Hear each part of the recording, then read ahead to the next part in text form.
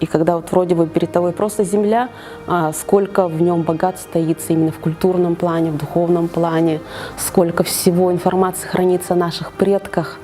И поэтому археология – это очень интересно. Сразу хочется, бросив все, перестать есть, спать, только для того, чтобы изучить этот предмет до конца. Да, чтобы узнать, где же он находился в составе костюма, может быть, да, из какого материала он сделан, почему на нем такая орнаментация. И когда видишь предмет, появляется масса мыслей. И эта работа с предметом – это немножко перемещение в другую реальность. Вот все, что происходит в мире, оно как будто застывает, оно тебя уже не касается. Перед тобой вот есть предмет, и ты видишь только его. И пытаешься раскрыть, ну, как будто вывести на разговор человека. Да, и от подхода твоего зависит, как предмет этот заговорит.